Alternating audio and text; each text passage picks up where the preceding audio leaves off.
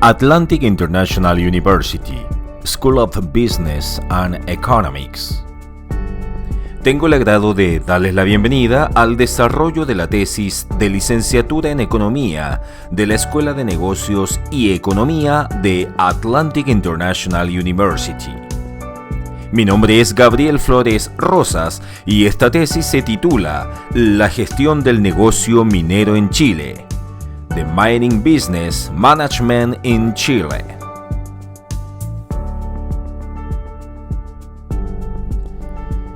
La gestión del negocio minero en Chile. Tesis para optar al grado académico de licenciatura en Economía de la Escuela de Negocios y Economía de Atlantic International University. Santiago de Chile, julio de 2019. Entre los objetivos que podemos indicar para el desarrollo de esta tesis, se indica desarrollar herramientas para analizar y evaluar las estrategias de empresas de commodities minerales, en particular el cobre, en diversos escenarios económicos, sociales y políticos. Los contenidos que vamos a tratar se engloban en 8 puntos. Primero, estrategias en la minería. Segundo, demanda y oferta. Tercero, costos. Cuarto, el precio. Quinto, estrategias empresariales con ciclos altos y bajos y análisis de performance de empresas mineras. 6. Mercados de concentrados. 7. Inversión y estrategias para la competitividad. Y 8. Etapas de proyectos mineros.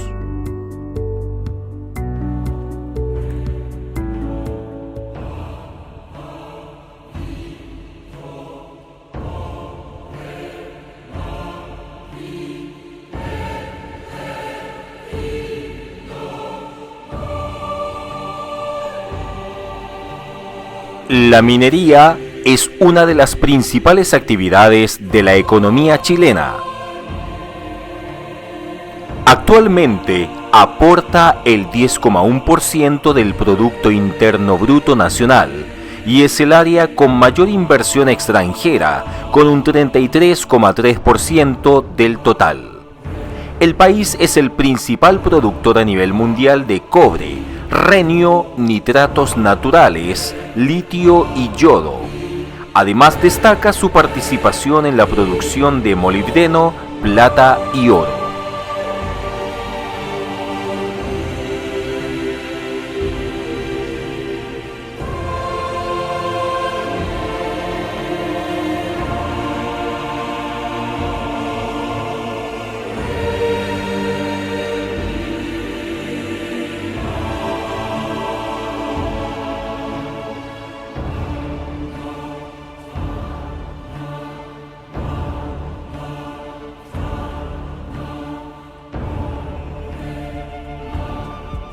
Un proyecto minero nace en la exploración y culmina usualmente 8 a 12 años después en la explotación de un nuevo yacimiento. Las etapas son las campañas de exploración, los estudios de perfil, de prefactibilidad, de factibilidad, la ingeniería de detalles y la construcción mediante un EPCM, que significa Ingeniería Procurement, o sea, adquisiciones, construcción y administración del proyecto, que es lo que podemos ver en la imagen que se visualiza en pantalla. Podemos examinar las 3 primeras etapas desde la perspectiva de una empresa minera o titular del proyecto. La exploración es realizada por las compañías mineras y también por las llamadas juniors, que son empresas que exploran con el objetivo de descubrir yacimientos para después venderlos o asociarse con empresas mineras que los pueden llevar adelante. La exploración se gatilla cuando los geólogos identifican una anomalía geológica y comienzan los pasos para vislumbrar la presencia de un recurso geológico con algún potencial de reserva. Ello involucra al menos 2 campañas de sondajes, hasta 3 años para un yacimiento importante. El nivel de riesgo es bastante alto, o sea, del 30 al 40%, que es lo que podemos ver en la siguiente imagen. Es importante la participación de las llamadas personas competentes, definidas en la ley chilena número 20.235 del año 2007, que tienen conocimientos y herramientas para evaluar el yacimiento con la poca información existente. La Junior pone el proyecto en el mercado. Si alguien lo compra es porque cree y comparte la visión de que ahí hay un eventual negocio. El comprador, o sea, una empresa minera, inicia un largo proceso ejecutando etapas que reducen las incertidumbres, que son las que vemos en pantalla. Además, se puede visualizar en el siguiente gráfico el flujo desde los recursos hacia las reservas, y de esta manera podemos dar pasos para ir obteniendo los recursos monetarios necesarios hasta llegar a un momento en que el directorio toma la decisión de hacer o no el proyecto. Luego tenemos la prefactibilidad. El objetivo de la prefactibilidad es identificar el mejor potencial caso de negocio, para lo cual se realiza un trade-off study, es decir, se generan muchas alternativas de diseño o layout, de proceso, de criterio de diseño, de la magnitud de la explotación y de los eventuales méritos económicos. El primer paso para el dueño consiste en verificar la existencia de los insumos críticos que tienen que concurrir en adición a la existencia del recurso geológico, la electricidad, el agua y la gente. Si estos no están, no hay proyecto. Se comienzan campañas de sondaje que buscan conocer características geomineras metalúrgicas del recurso para poder modelar a través de herramientas computacionales geoestadísticas modelos de bloque que permitan caracterizar y cuantificar el recurso. Para llevar a cabo la prefactibilidad hay que seleccionar una empresa de ingeniería con la idea de que ésta acompañe hasta el final. Los EPCM son realizados por grandes empresas de ingeniería, las que actúan como contratista principal, agentes del dueño para diseñar, adquirir y gestionar la construcción del proyecto, subcontratando la construcción y otros aspectos según las necesidades. La firma titular tiene un equipo que sirve de contraparte al CP en cada etapa. Esta es la teoría, pero la realidad es bastante distinta debido a la falta de profesionales expertos, tanto en el CP como en la firma titular, lo que causa grandes frustraciones, retrasos y, en definitiva, encarecimiento de los proyectos.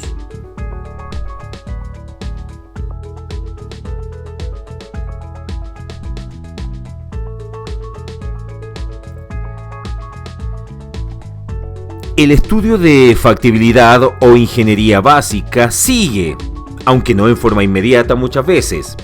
El estudio de prefactibilidad o ingeniería conceptual comienza con trabajos como camino de acceso a infraestructura que se requerirá para comenzar la construcción el día siguiente que se apruebe la evaluación de impacto ambiental, lo que no ocurrirá hasta bien entrada la ingeniería de detalle. Podemos ver en la imagen que se presenta en pantalla que se rechequea la situación del mercado, el BPN, el monto de la inversión, y en ese momento se va al directorio que decide sobre el caso optimizado. Es aquí cuando el directorio da o no da el vamos definitivo al proyecto. Por lo tanto, observamos que termina la etapa preinversional y comienza la etapa inversional. Aquí podemos ver la secuencia de actividades en la etapa EPCM, donde los plazos dependen de la envergadura del proyecto. Por lo tanto, aquí observamos la ingeniería de detalle, el procurement, la construcción que puede llevar hasta 36 meses. También tenemos el estudio de impacto ambiental, de 24 a 30 meses, y el Project Finance. Tenemos la curva S, que es el proyecto en el calendario. El titular está convencido del proyecto, o si no, no habría dado el vamos. Comienza a gastarse su 40% de equity en la construcción, y ahí comienzan los grandes dolores de cabeza por la espantosa sobredemanda de las empresas de ingeniería, lo que redunda en una enorme falta de profesionales experimentados. Se genera la curva S, que grafica el dinero que se va gastando versus las actividades que hay que realizar y que permite el control de gasto del presupuesto. Tenemos ahora el ciclo de vida del cobre.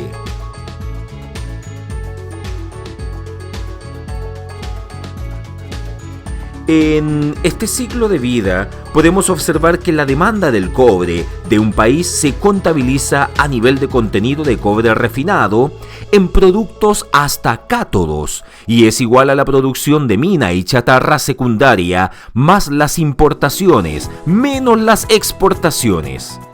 La chatarra secundaria o vieja es aquella que reaparece al final del uso de productos de cobre, tales como cables, motores, cañerías, computadores, celulares, automóviles y cientos de otros bienes de consumo.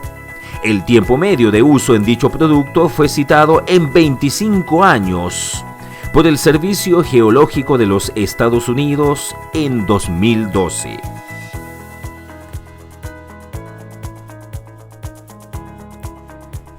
La variable propia del mercado del cobre, la oferta y la demanda, son llamadas fundamentales.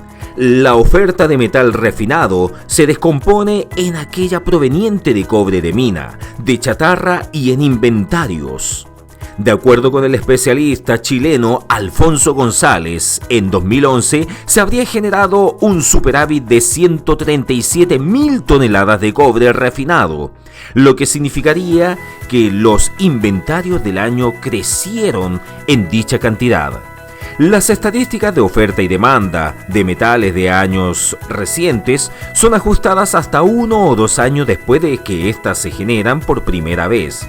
Los inventarios de cobre refinado se forman parte de la oferta. Están disponibles en bodegas certificadas por las 3 bolsas de metales, o sea, la de Londres, la de Nueva York y la de Shanghái. En términos de corto plazo y bajo precio, podemos observar que en el corto plazo y con bajo precio, por ejemplo, entre 1998 y 2004, lo usual en el mercado de cobre es que la relación precio-inventario que podemos ver en la pantalla determine el precio y tenga pendiente negativa, como se observa entre 2002 y el primer trimestre T1 del año 2005. Conociendo la tangente a esta curva en el punto de precio del momento, permite calcular, por ejemplo, la reducción de inventario que haría aumentar el precio en 1 centavo por libra en ese momento.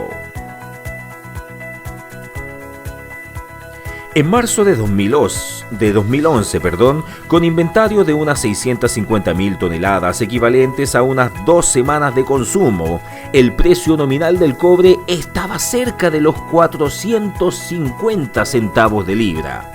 En diciembre de 2011, sin embargo, con inventario de 11.000 toneladas menos, el precio había descendido a niveles de 350.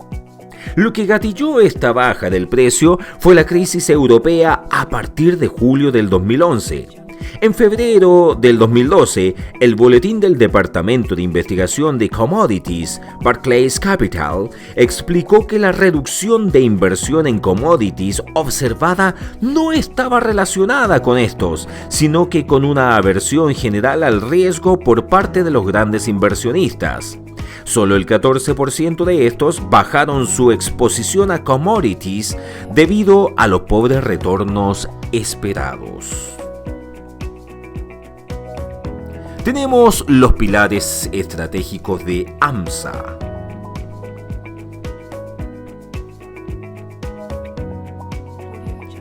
El pensamiento estratégico comienza con un buen modelo de negocios que describe el conjunto de relaciones económicas en que se basa para alcanzar el propósito buscado y agrega la competencia, esto es, cómo lograr y sostener una ventaja competitiva.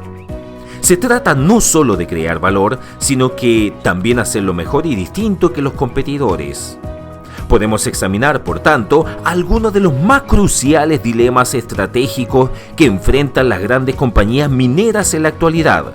Para ello podemos nombrar a BHP Billiton, a Rio Tinto, a Anglo American, a Xstrata, Antofagasta Minerals y Codelco, todas involucradas en la explotación de yacimiento de cobre.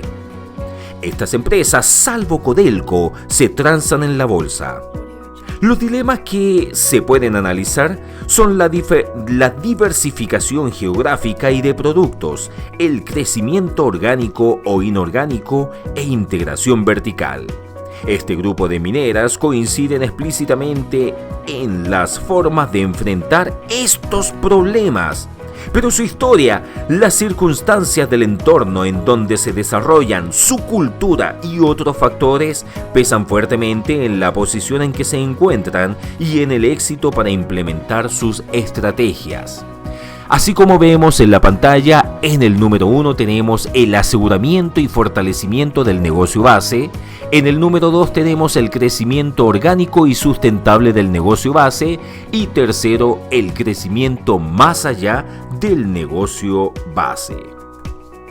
Las opciones estratégicas en la industria del cobre, podemos ver la siguiente tabla, donde tenemos por una parte el cobre, las empresas BHP Billiton, Anglo American, Xstrata, Rio Tinto, Codelco y Antofagasta Minerals, y por otra parte tenemos el crecimiento orgánico en cobre, el crecimiento inorgánico en cobre, la diversificación de productos fuera del cobre, la diversificación geográfica, cobre y otros, y la integración vertical en cobre.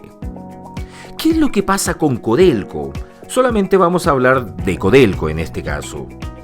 Codelco tuvo históricamente crecimiento orgánico, expandiendo sus principales yacimientos y construyendo Radomiro Tomic en los 90, Gabriela Mistral en la década pasada y la mina Ministro Hales en la actualidad. Pero también ejerció crecimiento inorgánico mediante el ejercicio de la opción por Anglo Sur en 2011-2012, llegando a hacerse de un cuarto de su propiedad. Ya había intentado adquirir de Exxon Minerals la totalidad de estos activos el año 2002, en una operación que resultó frustrada a última hora. Xstrata partió de cero en 2002, adquiriendo empresas, yacimientos y operaciones en marcha, lo que le permitió crecer rápidamente, obteniendo un EBITDA de $0,2 millones en 2002 y 11.4 billones el año 2011. Ello no habría sido posible solo con crecimiento orgánico. Su modelo de negocios actual, sin embargo, prioriza el crecimiento orgánico de las operaciones que ya posee en su portafolio. BHP, RT y AA prefieren el crecimiento orgánico, pero están preparadas para aprovechar las oportunidades en adquisiciones, fusiones y alianzas. Ahora tenemos la cadena de valor de la industria minera del cobre, y en ella podemos observar la explotación, la extracción, la fundición, refinación, las semi-manufacturas y el producto final. Una empresa minera con fundiciones y refinería propias se puede decir que está integrada verticalmente. Las decisiones estratégicas que conducen a ello muchas veces están forzadas por la composición de los negocios adquiridos y por otras circunstancias externas. Casi nunca se pueden mantener estrategias puras a lo largo del tiempo. En 2001, BHP se fusionó con Billiton, agregando importantes activos mineros, pero debieron aceptar un grado significativo de integración vertical que no había buscado. El caso aluminio también tenemos, por ejemplo, Rio Tinto, RT, una de las empresas emblemáticas en ganar valor solo mediante la explotación de yacimientos, compró una empresa de aluminio poco antes de la crisis de 2008 y pagó caro por ello, ya que el aluminio tiene sobreoferta y no ha disfrutado de un alto precio, pasando de ser una de las firmas mineras con mayores utilidades a estar entre las últimas en términos de rentabilidad. Como sabemos, la industria del aluminio está mucho más integrada aguas abajo que la del cobre, por lo que RT es más integrada verticalmente que antes. Xstrata es una de las mineras con mayor integración vertical, con fundiciones en una amplia variedad de países y productos, con fabricación de acero y acero inoxidable. Partió con dicha definición estratégica el año 2002, pero cambió radicalmente su mirada en una década, adoptando las estrategias basadas en los yacimientos. Tenemos ahora los procesos exportables y no exportables en la minería del cobre. Observamos el proceso tradicional para sulfuros de cobre y se ve en la pantalla la mina o tronadura, chancado y molienda, la flotación, fusión y electrorefinación. En el proceso para óxidos de cobre tenemos mina, tronadura, chancado, lixiviación, extracción por solventes y electroobtención.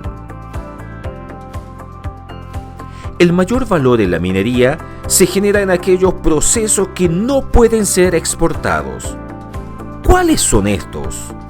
Desde luego, las minas no pueden trasladarse y las plantas concentradoras y pilas de lixiviación no pueden estar lejos de los yacimientos, y si lo están, el mineral debe ser trasladado por gravedad hacia estas, como en el caso de la mina Los Bronces. En Chile, cerca de los 2/3 del cobre producido se recupera en plantas concentradoras, las que producen concentrados de cobre, mientras que el resto se procesa mediante lixiviación, extracción por solventes y electroobtención, cuyo producto final es un cátodo de cobre de 99,999% de pureza. Las plantas concentradoras procesan la roca mineralizada que les envía la mina, pero más del 99% de esta es desecho, por lo que sería impensado que Chile exportara roca a China y que las plantas concentradoras estuviesen ubicadas ahí. Cerca del 90% de la renta o valor agregado en estas minas se genera en el proceso hasta producir concentrados.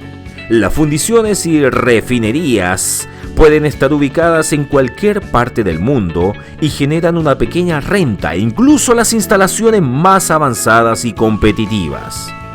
Por ello, es impensado que China y otros países que usan el cobre puedan extraer mayor valor agregado del cobre chileno.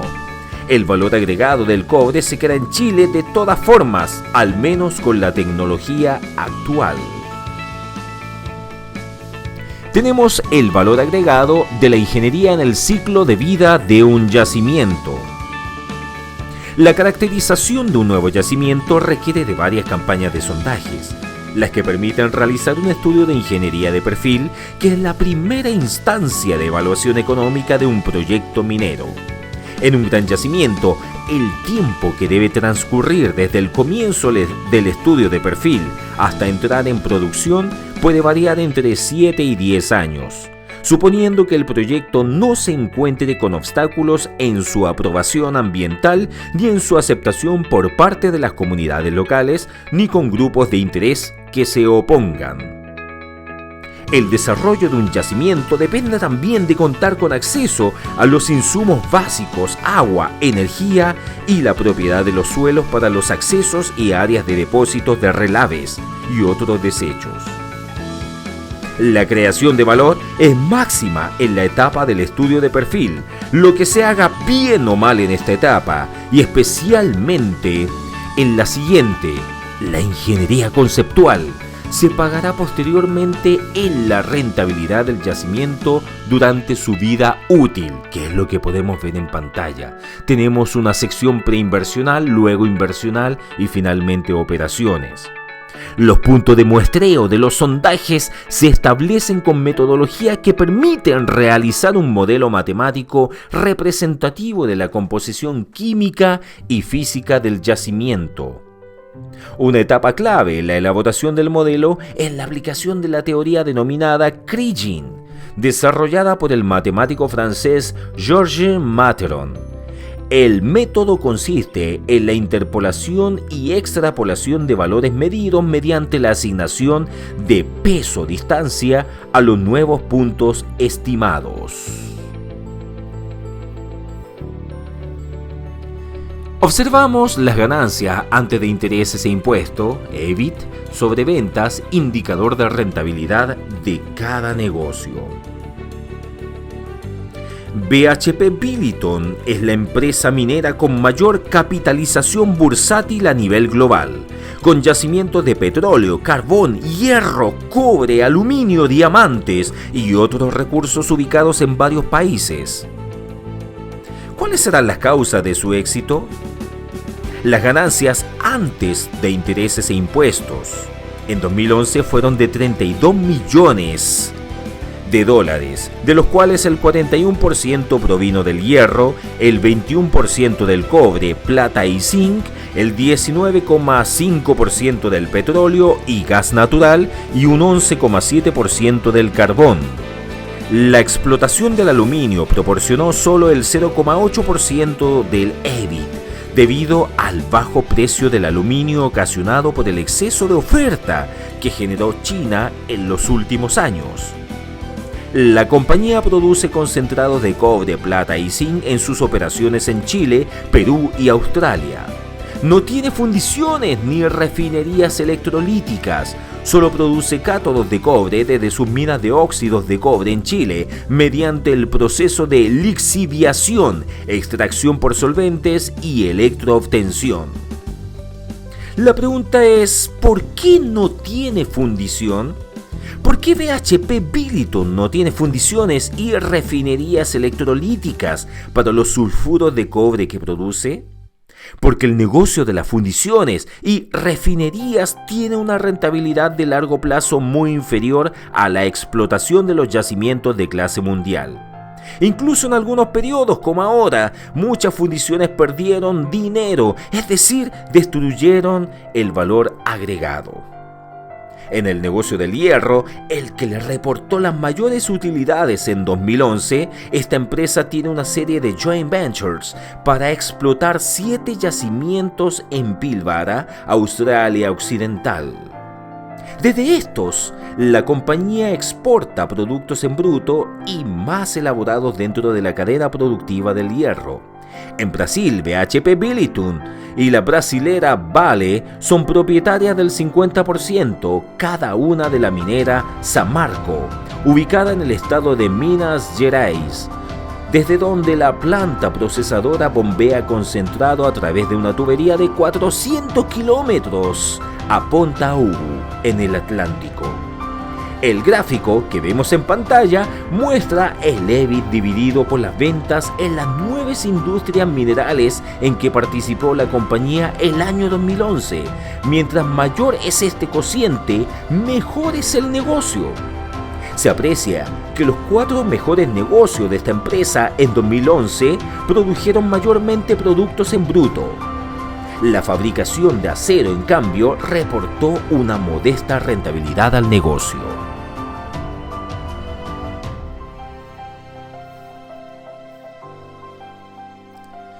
Observamos la inversión en minería. En la industria minera del cobre, el factor de retardo más importante en el inicio de las inversiones es la rentabilidad futura, debido a un precio que, si bien se estima alto en el largo plazo, se conjuga con altos costos de construcción y de operación. Esto se agrega el hecho de que los inversionistas de las grandes transnacionales no quedaron satisfechos de los dividendos obtenidos durante el superciclo. Un estudio del Banco Central Alemán de diciembre del año 2011 sobre 4 multinacionales mineras reveló que los accionistas de estas compañías obtuvieron en los 5 años anteriores un 174% más de dividendos que en 2005, mientras que tributaron 447% más. Y los trabajadores y ejecutivos mineros aumentaron sus remuneraciones y bonos en 210%. Ello fue motivo principal de la salida de los CEO de las 4 compañías en cuestión y de la disminución de los recursos autorizados para invertir, comenzando un ciclo de suspensión y reestudio de proyectos, así como una focalización en la reducción de costos. No era posible que las altas inversiones llevadas a cabo redituaran tan poco durante lo mejor del superciclo. Tal como vemos en la figura en la pantalla, podemos observar que al mismo tiempo los costos de construcción de los nuevos proyectos mineros se triplicaron en la última década, por lo que estos debieron ser rehechos, algunos casi desde cero, retrasando la inversión y puesta en marcha. Rehaciendo la ingeniería de muchos proyectos en Chile, se logró hacerlos viables. Por ejemplo, la Quebrada Blanca Hipógenos habría encontrado un diseño que logra condiciones económicas viables. En el siguiente gráfico se muestra las proyecciones de producción futura del cobre chileno en abril de 2008, abril de 2010 y septiembre de 2013, realizadas por un consultor experto chileno. Se observa la consistente sobreproyección de la producción futura, la que demuestra que las dificultades para concretar los proyectos ya venían ocurriendo. Ahora decimos que éstas se acentuarán. Tenemos a continuación el ciclo de vida del cobre. Respecto al ciclo de vida del cobre, podemos observar varios elementos en este caso. Las empresas mineras del cobre no pueden producir un modelo distinto de cátodo cada año y deben contentarse con que su producto sea requerido para la fabricación de una amplia variedad de bienes de consumo. Las aplicaciones eléctricas, electrónicas y de comunicaciones constituyen aproximadamente el 70% de la demanda de cobre global, mientras que el resto del metal se usa en cañerías, tubos, radiadores, intercambiadores de calor, techos, monedas, municiones, ollas, cacharros y un sinnúmero de otras aplicaciones. La amplia base de uso del cobre en la sociedad permite utilizar los índices de producción industrial y de la construcción de los países, estimadas mes a mes, para calcular e intentar predecir la demanda. La demanda de cobre de un país se contabiliza a nivel de contenido de cobre refinado en productos y en cátodos, y es igual a la producción de mina y chatarra secundaria más las importaciones, menos las exportaciones. La chatarra secundaria o vieja es aquella que reaparece al final del uso de productos de cobre, tales como cables, motores, cañerías, computadores, celulares, automóviles y cientos de otros bienes de consumo. Tal como se ve en la figura en la pantalla, el tiempo medio de uso en dicho producto fue citado en 25 años por el Servicio Geológico de los Estados Unidos el año 2012. En cambio, la chatarra primaria o nueva es aquella que es reciclada inmediatamente dentro de 30 días a partir de los procesos de manufactura y semi-manufactura. Podemos observar precio e inventarios diarios del cobre según la Bolsa de Metales de Londres. La oferta y la demanda de cobre refinado son llamadas fundamentales y son utilizadas para estimar el precio futuro del metal. La demanda por cobre depende del crecimiento del Producto Interno Bruto y de la producción industrial de cada país. Esta última variable es usualmente un buen predictor de la utilización del cobre. La oferta de metal refinado se descompone en aquella proveniente de cobre de mina, de chatarra y de inventarios.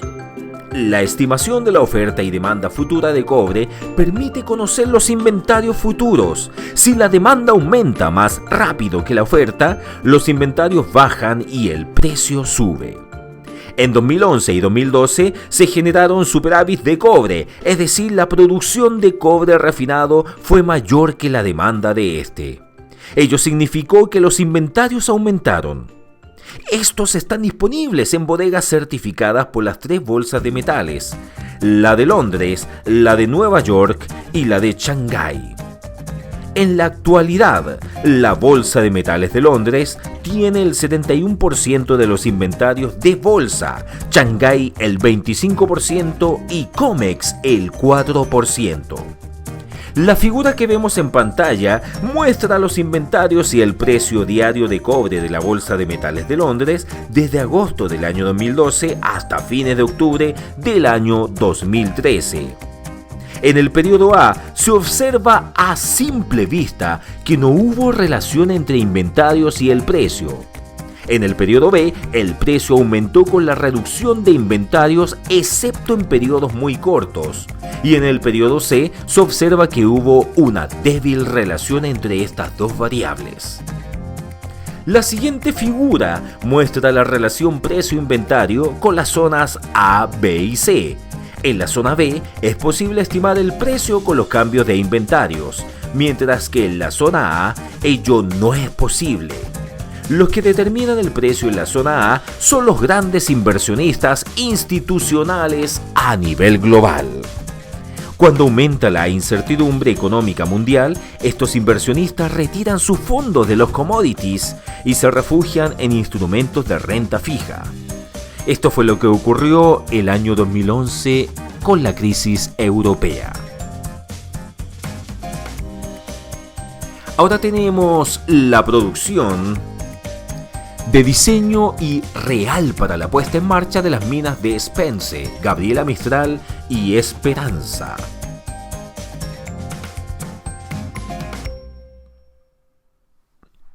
Tenemos 3 casos de minas chilenas inauguradas a partir del año 2002, El Tesoro, Spence, Gavi y Esperanza, todas situadas en la segunda región de Antofagasta.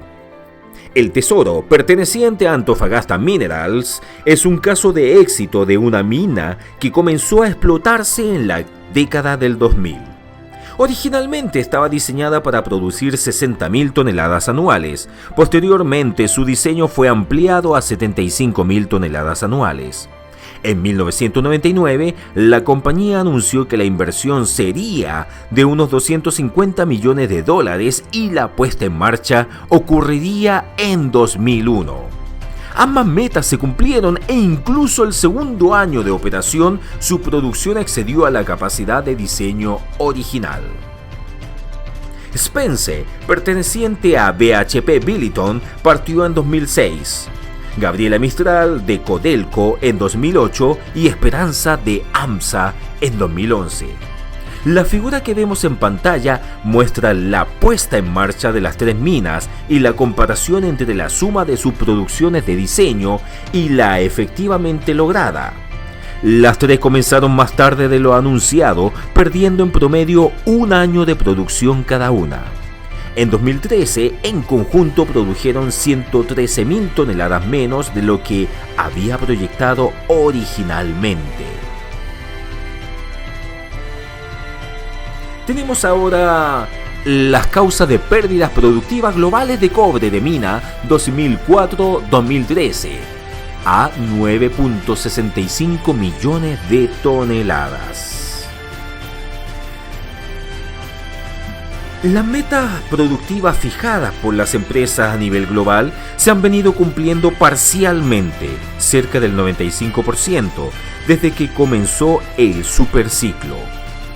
En la década de los 90 observamos mayoritariamente un comportamiento opuesto, es decir, las empresas predijeron menos producción de lo que finalmente se logró. Según Wood Mackenzie, la producción de cobre de mina perdida entre 2004 y 2013 con respecto a la predicción del año anterior fue de 9,65 millones de toneladas, el 6,1% de la producción mundial de dicho periodo, que es lo que podemos observar en la pantalla. La siguiente figura muestra las predicciones desde el año 2009 al año 2014 respecto de la producción real de 2014, o sea, con valores de noviembre y diciembre estimados. 1, 2, 3 y 4 años antes de que ésta se concretara en Chile, Perú, Indonesia, China y a nivel global. Las predicciones fueron realizadas históricamente mes a mes por una firma experta en Chile, o sea, Incomare, y corresponden en su mayoría a la información provista por las propias empresas productoras. Las proyecciones de producción en Chile y Perú y la corrección utilizando los errores de estimación observados desde el año 2009. La predicción de la producción para más de 4 años al futuro sufre, adicionalmente, de la incertidumbre respecto de qué proyectos serán construidos y cuáles no. Por ello, el error de estimación aumenta considerablemente en los países que tienen muchos proyectos potenciales, especialmente Chile y Perú. Esta figura muestra las predicciones realizadas en octubre del año 2014 para las producciones de Perú y Chile hasta 2018, a las que se le aplican los mismos errores de estimación observados desde el año 2009. La siguiente figura nos muestra la estimación de producción de cobre de la mina global futura, original y corregida. Esta figura muestra la predicción del mundo realizada mina por mina hasta el año 2018. Se aplicó la corrección del error de estimación de la figura que vemos en pantalla respecto a cobre 2014 realizada desde 2009 al año 2013. Entonces, en esta figura observamos que las empresas expertas en estimación de producción futura de cobre en el mundo castigan la producción futura en un 3,5% año a año, debido a que los errores de sobreestimación son conocidos. Esta figura contiene la estimación original sin la corrección del 3,5% y la corrección discutida anteriormente de hasta cerca del 8% para el año 2018. Así las cosas globalmente, si la demanda de cobre es la esperada en los próximos 4 años, la oferta acumulativa en el mismo periodo sería cerca de 2,5 millones de toneladas menos de lo estimado, introduciendo un potencial importante para un aumento del precio. Ahora tenemos la producción de cobre en concentrados y mediante lixiviación de minera escondida entre 2000 y 2014. Existen algunos riesgos puramente tecnológicos y atribuibles a la gestión que causan reducción de la producción, con todas las consecuencias que éstas tienen sobre los costos y la productividad. Entre los principales riesgos tecnológicos se cuentan la falla no previsible de equipos y los riesgos geomecánicos. Estos últimos conducen a deslizamiento de taludes, explosiones de roca y derrumbes. Es práctica en la actualidad que existan sensores en minas de cielo abierto y subterráneas que indican el movimiento de bloques de roca, pudiendo anticipar el peligro de derrumbe o explosión. Por ello, la mayor parte de los riesgos geomecánicos caen en la categoría de la gestión, a diferencia de hace algunas décadas cuando no era posible anticiparlos. Entre los principales riesgos de gestión de la producción minera se cuentan los accidentes, las huelgas, las fallas en la mantención de equipos e instalaciones que conducen a paralizaciones inesperadas de la producción. El conocimiento inadecuado de los yacimientos y las fallas en la planificación minera. Entre las mayores fallas tecnológicas observadas en la minería chilena en la última década se cuentan la de uno de los molinos semiautógenos de Escondida en 2008, el que causó la reducción del 15% en la producción de concentrados en dicho año, y la falla de uno de los molinos semiautógenos de Collahuasi en 2005 y 2006, con una pérdida similar. Estas fallas podrían atribuirse a defectos tecnológicos no previsibles, es decir, la gestión de la minera no habría tenido responsabilidad en ellas.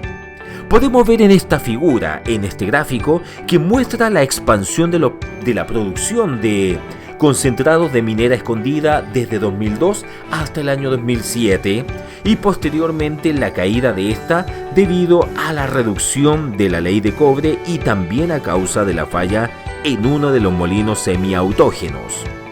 El año 2011, fallas en el sistema de chancado habrían causado, de acuerdo con la memoria de la empresa, una reducción de producción de hasta 1/3 de los concentrados.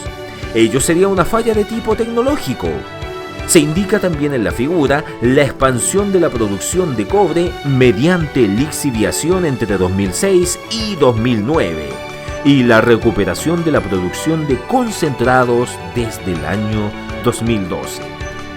Podemos ver en este gráfico la concentración o la ley de cobre de los minerales que llegaron a la planta.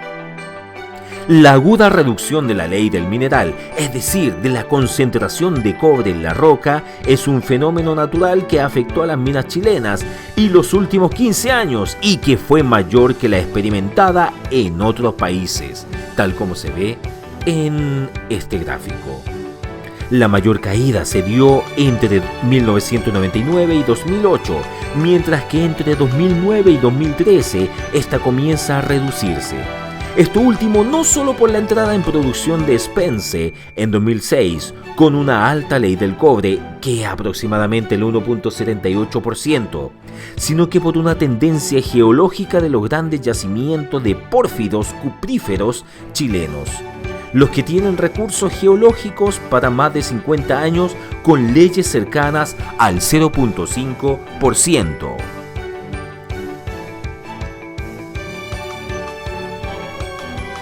Tenemos en este gráfico algunas razones para un cobre más verde. De llevarse adelante los proyectos mineros más competitivos, Chile podría producir unos 110 millones de toneladas durante los próximos 15 años. Claro que los impactos ambientales de ello deberían crecer mucho menos que los últimos 15 años por las siguientes 4 razones. Primero, un menor crecimiento en el uso de la energía.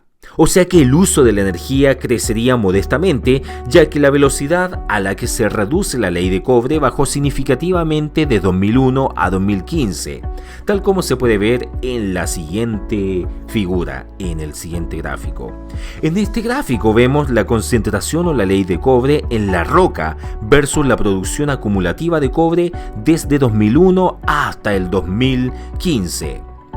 También tenemos como razón la interconexión SiC-Zinc y el menor costo de la energía solar. También la reducción en el consumo de agua y finalmente un aumento de las reservas de cobre. Ahora tenemos la curva de costos operacionales de la minería del cobre del año 2012.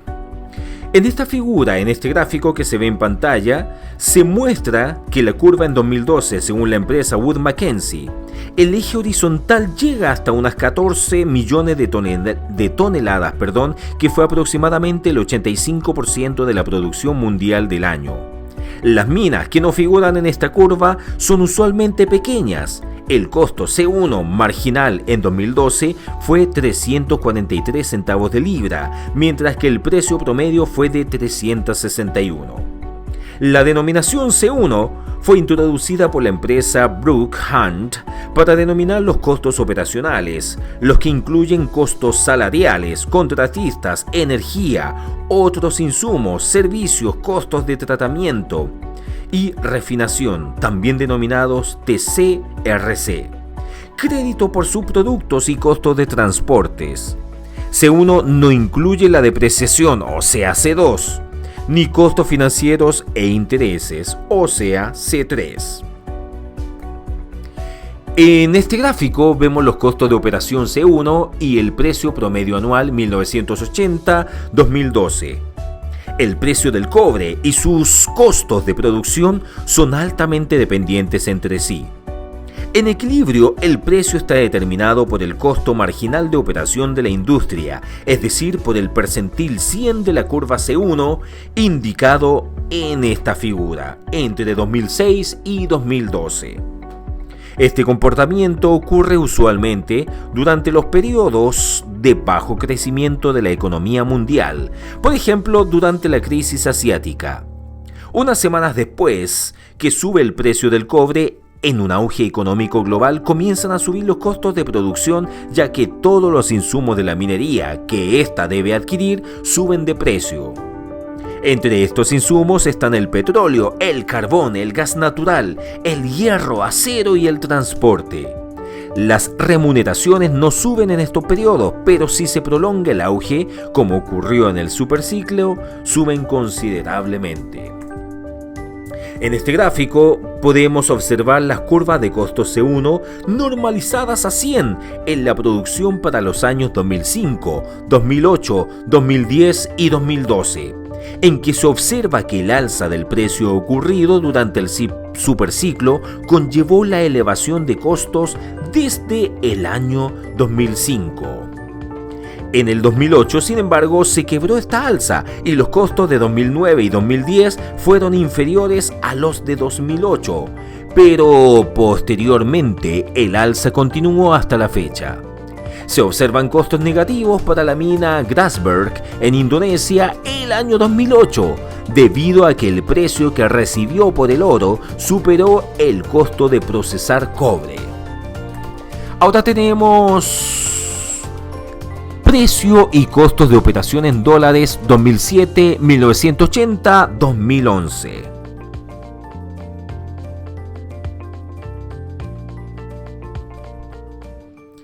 A través de los ciclos económicos caracterizados por las variaciones de precio, que se pueden ilustrar en este gráfico, se aprecia que los costos siguen al precio.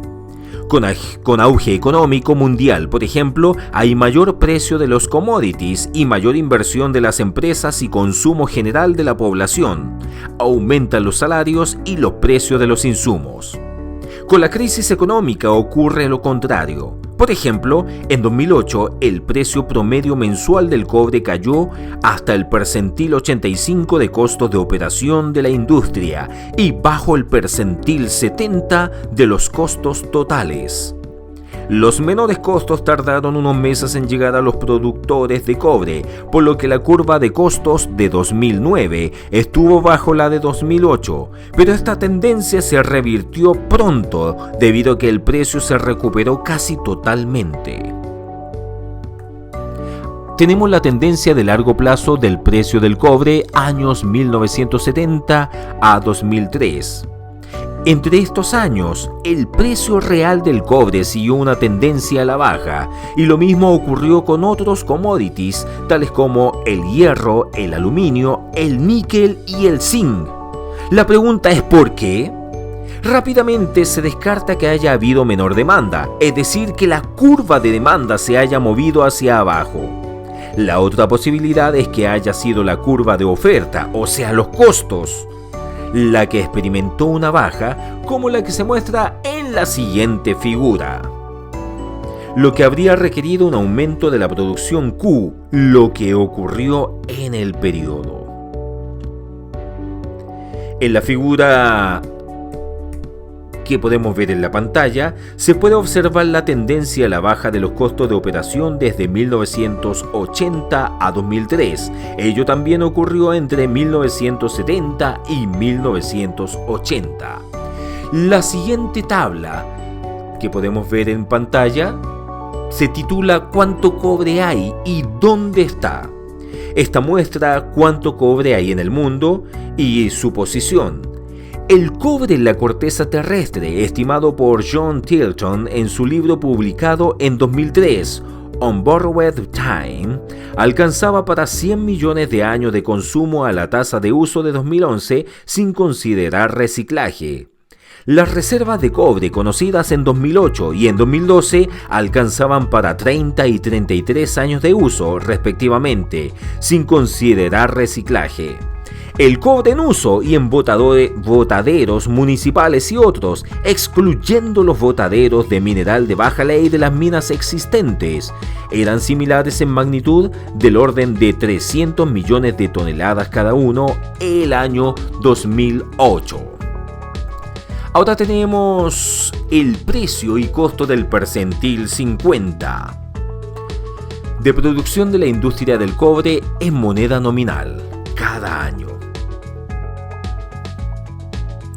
Ahora que el precio del cobre bajó a niveles de 230 centavos de libra, muchos creen que los proyectos mineros de nuevas minas deben evaluarse a este precio e incluso a precios inferiores, y cuestionan que las empresas insistan en evaluar proyectos a precios superiores. La evaluación de proyectos requiere conocer no solo el precio del cobre promedio del futuro, sino que los correspondientes costos. Las nuevas minas y las expansiones de las existentes se evalúan para una operación de 15 o más años, y es claro que el precio promedio de estos largos periodos no será igual a 230 centavos de libra. ¿Cómo saber qué precio usar?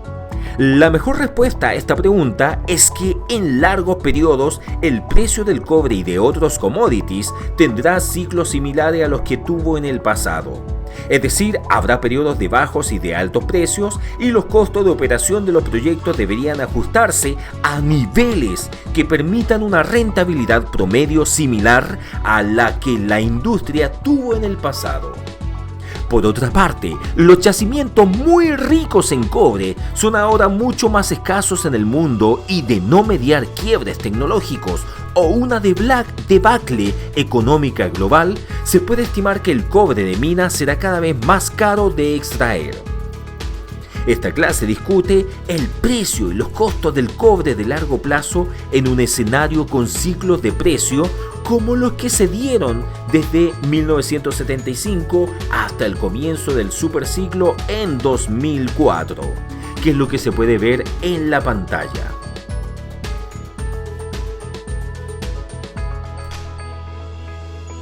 Tenemos aquí el ciclo de vida del cobre, y nos vamos a dar cuenta que el tiempo medio de uso en dicho producto fue citado en 25 años por el Servicio Geológico de los Estados Unidos el año 2012.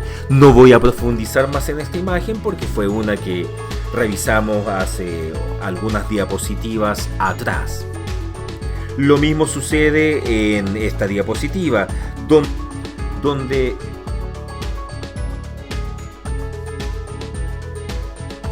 esta diapositiva que muestra los inventarios y el precio diario de cobre de la Bolsa de Metales de Londres desde agosto de 2012 hasta fines de octubre del año 2013. Podemos ver aquí que el periodo A se observa a simple vista que no hubo relación entre inventarios y el precio. En el periodo B, el precio aumentó con la reducción de inventarios, excepto en periodos muy cortos, y en el periodo C se observa que hubo una débil relación entre estas dos variables. En cambio, este gráfico muestra la relación precio-inventario con las zonas A, B y C. En la zona B es posible estimar el precio con los cambios de inventarios, mientras que en la zona A ello no es posible. Los que determinan el precio en la zona A son los grandes inversionistas institucionales a nivel global. Ahora tenemos los impuestos totales pagados por mineras privadas, excedentes de Codelco y precio del cobre. Tal como se observa en este gráfico, los excedentes de Codelco y los impuestos pagados por las mineras privadas, incluidos el impuesto específico a la minería, el impuesto a la renta y el impuesto a los dividendos repatriados, descendieron a cerca de la mitad en 2013, comparados con 2006, a pesar de que el precio del cobre en este último año fue inferior al del 2013. Ello ocurrió ya que las variables que determinan las utilidades y los impuestos, además del precio, son los costos de las empresas. Los márgenes de utilidad cayeron en 2013 a bastante menos de la mitad de lo que fueron en 2006 y 2007. Acá tenemos en este gráfico los costos de operación, cash cost, de la industria del cobre global y el precio del cobre en moneda de cada año. En 2014, por primera vez desde que comenzó el superciclo, el precio del cobre se encuentra con el costo marginal de producirlo, lo que demuestra que los márgenes se han reducido hasta llegar a su tendencia histórica de largo plazo, y se augura una menor influencia futura de los grandes fondos de inversión globales en cobre. De ocurrir esto, es poco probable que el precio se dispare a altos niveles en los próximos años. El costo marginal de producir cobre está dado por la línea del percentil 100 de la figura que vemos en pantalla, es decir, por él o los productores de mayor costo. Este gráfico indica también que la pobre performance de la economía mundial el año 2014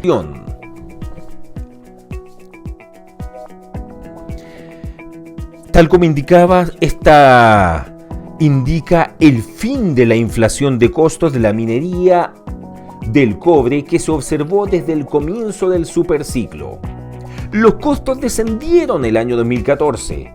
Estos son determinados por los precios de los principales insumos requeridos para producir dicho metal, es decir, del petróleo, del carbón, del acero, del ácido sulfúrico, de los reactivos, explosivos, etc. El precio de estos, al igual que el precio del cobre, depende del estado de la economía mundial. El siguiente gráfico muestra las estimaciones de precio futuro del cobre realizadas por 7 entidades expertas a nivel mundial e indica un aumento moderado del precio entre el año 2017 y el año 2019. Ahora tenemos el precio del cobre y las utilidades antes de impuesto de empresas del Consejo Minero. Este gráfico indica que el nivel de utilidades de las empresas chilenas fue superior en 2012 con respecto a 2005 en términos nominales y por tanto no fueron bajas, pero son muy distantes de ser lo que fueron en 2006 o 2007. ¿Se malacostumbraron las empresas? ¿Sufrieron el mismo mal de los chilenos, los que en 2006 y 2007 comenzaron a sentirse ricos? Es posible que haya una dosis de esto último, pero la respuesta no es simple. El gobierno también resintió la baja de utilidades de las mineras, ya que los ingresos del fisco a partir del cobre en 2012 fueron 22% menos que lo presupuestado, y en 2013 ocurrirá algo similar. Las grandes empresas cambiaron ya a fines de 2011 sus estrategias puras de aumento de la producción a una estrategia mixta de aumentar la producción y a la vez reducir costos. Podemos ver aquí la producción de fundiciones chilenas, japonesas y chinas entre 2000 y 2015. Incluyen concentrados y chatarra. La producción de fundiciones de concentrados y de chatarra a nivel global aumentó desde 11,5 a 16,9 millones de toneladas de cobre contenido anual entre 2000 y 2015. China fue responsable del 87% de este aumento.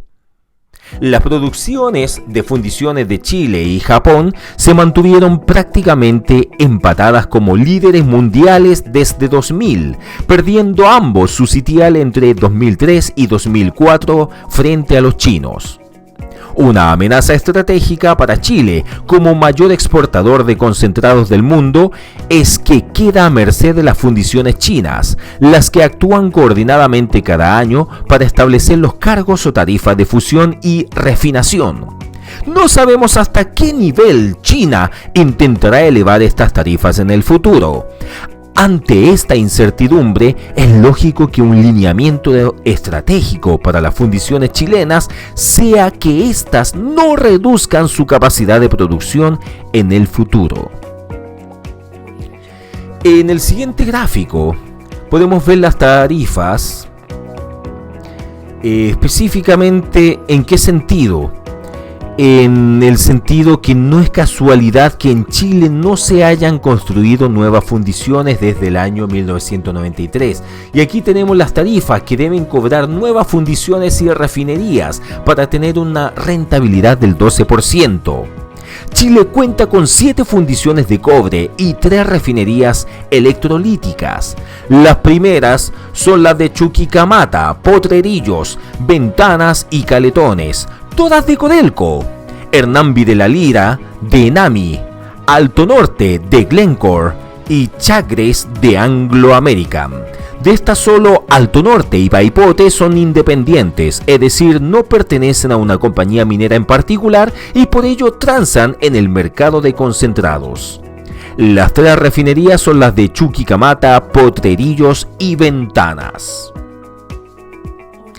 El siguiente gráfico muestra el porcentaje de captura de SO2 de las 7 fundiciones chilenas desde 1990.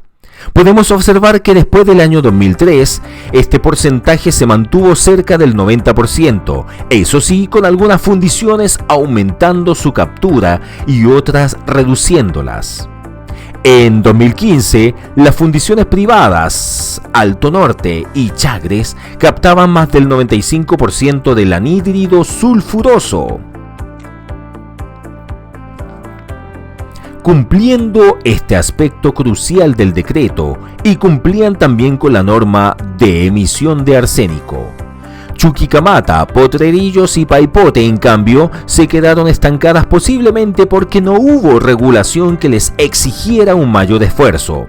Codelco, enfrentada al superciclo iniciado a fines de 2003, destinó el máximo de inversiones a aumentar la producción de mina, ya que ello reportaba rentabilidades enormes, muy superiores a las rentabilidades de cualquier fundición en el mundo. Las fundiciones fueron relegadas a segundo plano. Esta simple evidencia justifica la dictación del decreto 28, pero no necesariamente su contenido. Ahora podemos ver el Producto Interno Bruto per cápita de Chile medido en dólares del año 2005 con igual poder de compra.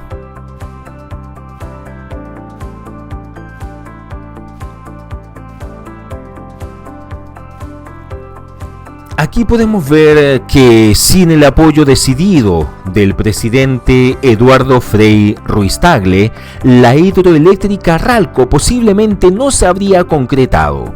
El presidente Frei también intervino el 1 de marzo de 1996 en una visita a los terrenos de la planta de Celco Río Cruces, dando su apoyo al proyecto. Las exigencias ambientales ciudadanas habían cambiado en el gobierno de Lagos, con un país que había aumentado su ingreso per cápita en 57% en una década. El 1 de agosto del año 2003, Lagos puso fin al proyecto Alumisa mediante una simple frase que cuestionaba la ubicación de la planta de refinación de aluminio en la bahía de Puerto Chacabuco. Este proyecto contaba con poderosas organizaciones opositoras en defensa de Aysén. Se tramitaba en esos días el segundo adendum del EIA, pero Noranda desistió inmediatamente seguir adelante. El estudio de impacto ambiental nunca se terminó. En 2010, el presidente Piñera detuvo la central termoeléctrica Barrancones con un simple llamado telefónico al dueño del proyecto cuando la planta ya tenía su estudio de impacto ambiental aprobado. Hace algunos días, la candidata presidencial Michelle Bachelet afirmó que los proyectos termoeléctricos de carbón no eran aceptables, pero sí los a gas. Además, afirmó que las hidroeléctricas pequeñas sí contarían con apoyo, pero no así los grandes embalses. Tenemos aquí la pirámide organizacional y sus brechas.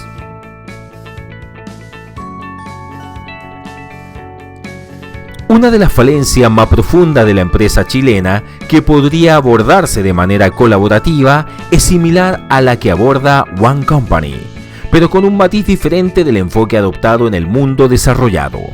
En Chile, la subdivisión no se da por feudos necesariamente, se da en diferentes estamentos sociales. Por un lado está la élite de la empresa, la parte superior de la pirámide organizacional, y por otro está la base de la pirámide, el estamento trabajador.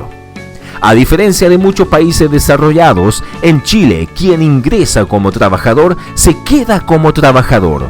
Por lo mismo, son muy pocos los ejemplos de ejecutivos de alto nivel que tienen un origen como operario. La división entre estos dos estamentos, uno de élite y el otro operativo, es fatal para la productividad.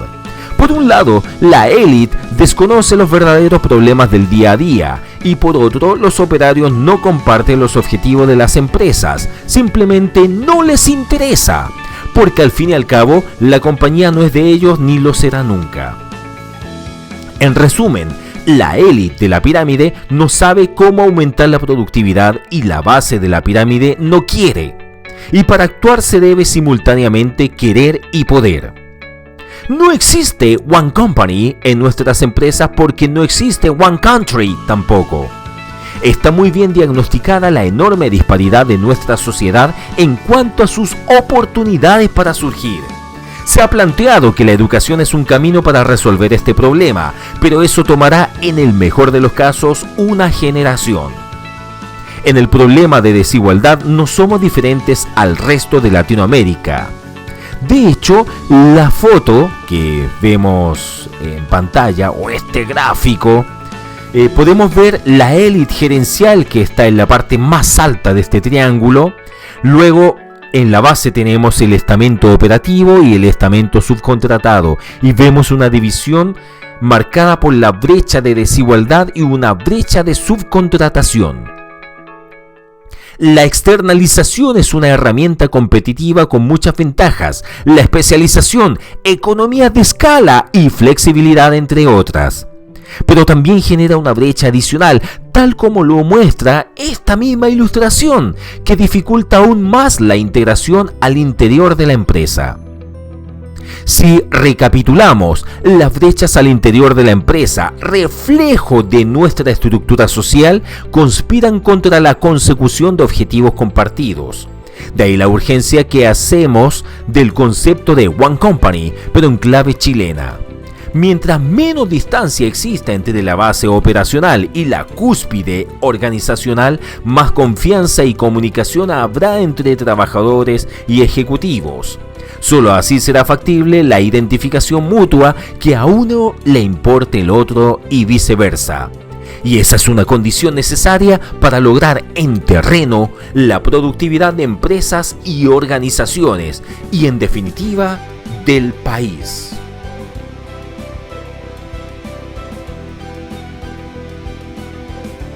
Tenemos ahora la evolución de la inversión proyectada para la expansión de Andina de 94 a 244 mil toneladas por día.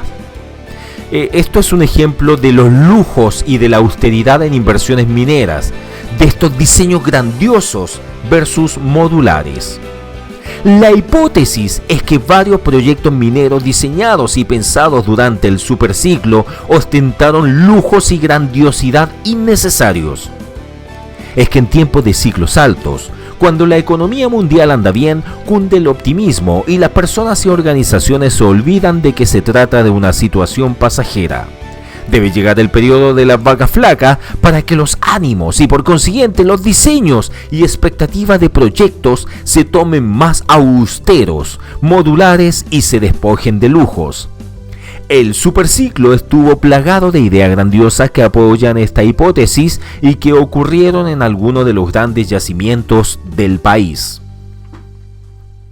En Collahuasi se pensaba que su capacidad se expandiría a 1 millón de toneladas anuales de cobre contenido, aumentando un 100% con respecto a lo que había entonces. El proyecto no avanzó mayormente, ya que de por medio estuvo la crisis financiera de 2008, además de un serio problema producido el año 2012. La expansión andina fue distinta, pues se hicieron varias etapas avanzadas de ingeniería para triplicar su capacidad productiva. En el proyecto denominado 244 y que fue abandonado oficialmente por Codelco, quien en 2015, tal como vemos en la figura, y entre 2009 y 2013 se desarrolló en forma simultánea un proyecto a nivel de estudio de perfil, de expansión de hasta 4 veces la capacidad productiva actual. Bueno, es que se trata del mayor yacimiento de cobre del mundo, entonces ¿por qué no estar también entre los más grandes productores? Las dificultades que encontró este proyecto se situaban en 3 planos bien distintos. El primero era obviamente que el dueño, es decir el Estado, debía autorizar y conseguir el financiamiento para su construcción, a un costo de cerca de $7.000 millones el año 2014. El segundo plano incluía obstáculos ambientales que significaron que la evaluación del estudio de impacto ambiental por parte de la autoridad tardó, hasta que el proyecto fue abandonado por Codelco. Y el tercer plano era el técnico, por cuanto se apostaba que el dueño, mediante el directorio, aprobara la construcción de este gran paquete, con un riesgo mayúsculo. Pedirle al dueño cerca de $7.000 millones en 2014 o 2015 con precios decrecientes del cobre era inviable. Aunque el proyecto hubiera sido menos riesgoso, el dueño no lo podría haber financiado. Por ello se optó por expandir la explotación de este yacimiento en etapas incrementales.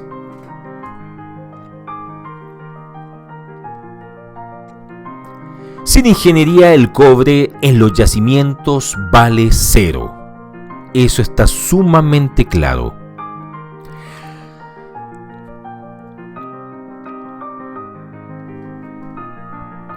Elías Arce, presidente de AIC, indicó en su discurso anual del año 2012 que para nadie es una sorpresa que muchos proyectos, si no la mayoría, se atrasan o exceden sus presupuestos o simplemente no funcionan adecuadamente. Problema que excede las fronteras de nuestro país, según un informe reciente del conocido Independent Project Analysis o IPA Institute, basado en un levantamiento de casi 300 megaproyectos. Un 56% de ellos no cumplió alguna de las metas establecidas al tomar la decisión de inversión. Peor aún, declara textualmente que alrededor de la mitad de los megaproyectos son desastres. Los motivos de tales atrasos y fallas son, primero, equipos profesionales inadecuados debido a su composición y experiencia. Desde el auge chino, según AIP, el crecimiento del número y tamaño de los proyectos superó con creces, o sea, cerca del 8% anual. El crecimiento económico del mundo y la formación de ingenieros, tal como podemos observar en la figura número 1. Segundo, la presión del dueño por apurar los proyectos lleva con frecuencia a saltarse la etapa clave, que es la conceptual, muchas veces porque el dueño no tiene claras las etapas de la ingeniería y cree saber más que las mismas empresas especializadas, y cuando ocurre esto el VPN no da y hay que volver atrás, o peor aún, el proyecto se lleva adelante y tras su puesta en marcha se comprueba que no rinde.